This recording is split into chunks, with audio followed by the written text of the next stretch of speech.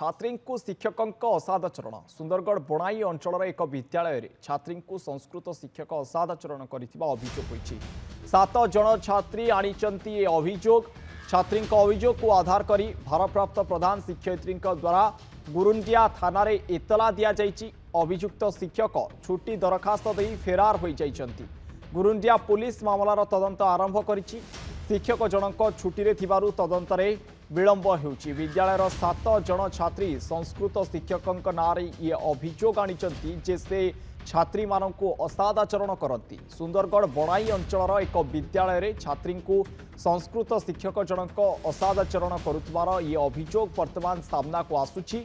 7 जन छात्री आनिचन्ति समान अभियोग। छात्री अभियोग को आधार करी भारप्राप्त प्रधान शिक्षयित्री जे रहिचन्ति से गुरुंडिया थाना रे एतला देइचन्ति। अभियुक्त शिक्षक किंतु छुट्टी देई दरखास्त दे फेरार हो जाइथिबारु गुरुंडिया पुलिस वर्तमान मामलार तदंत आरंभ करिछि। किंतु शिक्षक जनक जेहेतु छुट्टी रे रहिचन्ति तदंतरे विलंब होउछि। अधिक आलोचना करिबा ए घटना को नहीं फोन लाइन ने जोड़े होइचन्ति बणाई रिपोर्टर प्रदीप त्रिपाठी। प्रदीप, वर्तमान 7 जन छात्रींकर ये समान अभियोग सामना को आसुछि। घटनार सत्यासत्य कौन एवं शिक्षक जनक केबेठारु छुट्टी नहीं दरखास्त दे फेरार अछंती? देखंतु ये एक अभावनीय घटना। निश्चित भाव में सारा राज्य रे जेतेबेले वर्तमान शिक्षक मानकर असदाचरण घटना एकदम सबु जगार गोटे प्रकार शुणा मिलूची। से मध्य अनुरूप एक घटना आम बणाई अंचल रे गोटे घटी।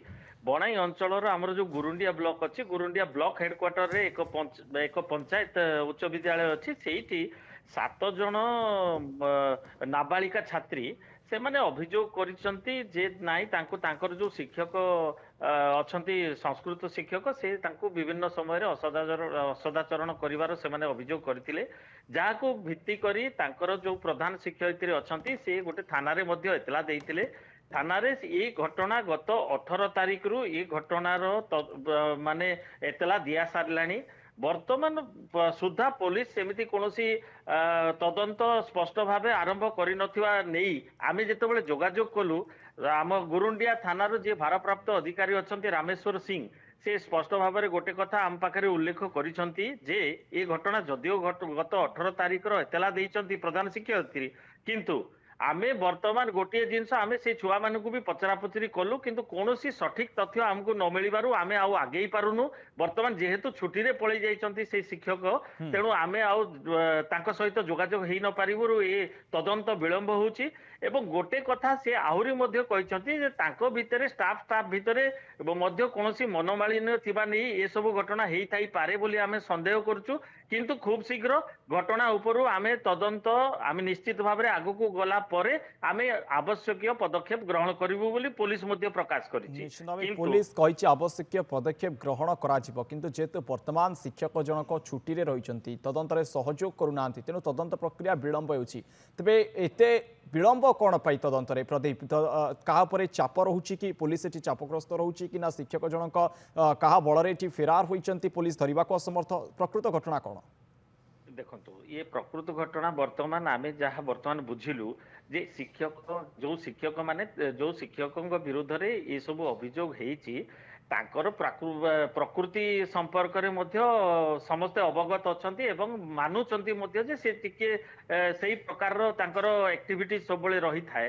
तो तांको किछि शिक्षक तांको सहयोग करी ए घटना को चापी देबार उद्यम मध्य चलैछंती। ए अभियोग मध्य हेइची एवं परवर्ती पर्याय रे पुलिस को हिसाब रे पुलिस जो कहूची से छुट्टी रे पळै गले आ तापरे आमे तांको जोगाजोग न हेबारु आमे तदंत शिथिल हेइची। ए घटना तो केबे मानिबा को गोटे आमे आजी जुग रे सेटा मानिबाटा निश्चित भाबे ये जो पुलिस जुक्ति उपस्थापन करूची ये जुक्ति उपस्थापन कोठी ना कोठी ए घटना को आहुरी संदेह भीतर को टाणी नेउची। कारण ये यथार्थ्य कहि परिबानी आमे ये जुक्ति उपस्थापन करूची जे शिक्षक जनक छुट्टी रे रहिबारु तदंत प्रक्रिया रे विलंब होउची। तेनु पुलिस चापग्रस्त अछि कि कार्यानुष्ठान कौन पाई नेउनी विलंब कौन पाई होउची सबको नहीं वर्तमान प्रश्नवाची सृष्टि होउची। बहुत धन्यवाद प्रदीप ए घटना संपर्क में विस्तृत भाव में आम सहित आलोचना करथिबारु।